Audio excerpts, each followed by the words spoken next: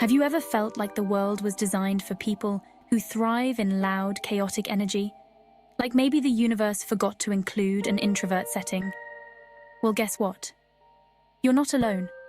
And more importantly, you can thrive in this extrovert-dominated world without having to become a social butterfly. First, let's clear something up. Being introverted isn't a weakness. Introverts are often better listeners, deep thinkers, and masters of observation. The trick? Learning to channel those strengths in situations that might otherwise feel overwhelming. Think about it. While extroverts might dominate the room with their presence, introverts have this uncanny ability to read the room, spot the real dynamics, and then drop a perfectly timed idea or insight.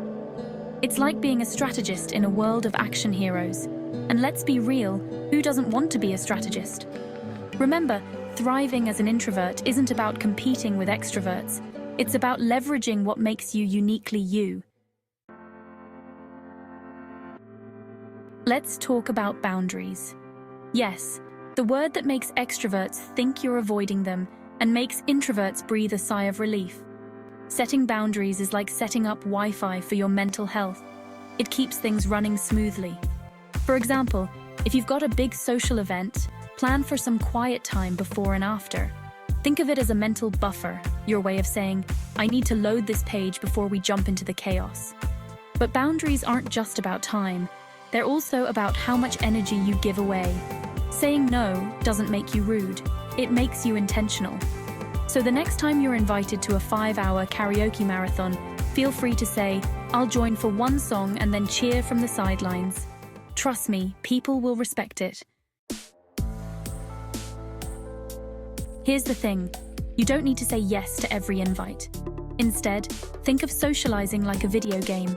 Pick the quests that align with your goals. For introverts, quality often beats quantity. Instead of going to 5 shallow hangouts, choose 1 or 2 meaningful gatherings where you can actually connect. That's where introverts thrive, in smaller circles where depth matters more than volume. And remember, if you need a little help navigating this extroverted jungle, go ahead and subscribe, and hit the bell icon. It's your way of helping this tiny introvert-friendly corner of the internet grow. Thanks for being awesome.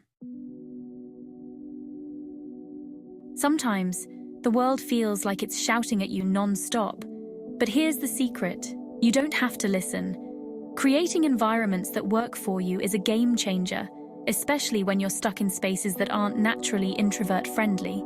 If you're in a shared workspace or a loud household, carve out a corner that's all yours, even if it's just a chair with a blanket and a do not disturb vibe. Little changes like this can have a big impact on your focus and peace of mind. And if all else fails, white noise apps are basically introvert magic. Trust me, the sound of rain or ocean waves can make even the noisiest environments feel like a personal retreat. Let's be honest, introverts need recharge rituals the way plants need sunlight. These little routines aren't just nice, they're survival skills. The key here is consistency. Whether it's 10 minutes of mindfulness, an hour with a good book, or just sipping tea while staring out the window, these rituals refuel your emotional tank. And the best part? They remind you that it's okay to slow down in a world that's constantly speeding up. So if someone ever gives you a hard time for your recharge habits, just smile and say, self-care is productivity. So, introverts, here's the deal. The world may feel loud and overwhelming sometimes, but you don't have to change who you are to thrive. Instead, play to your strengths, set boundaries, and create spaces where you can shine your way.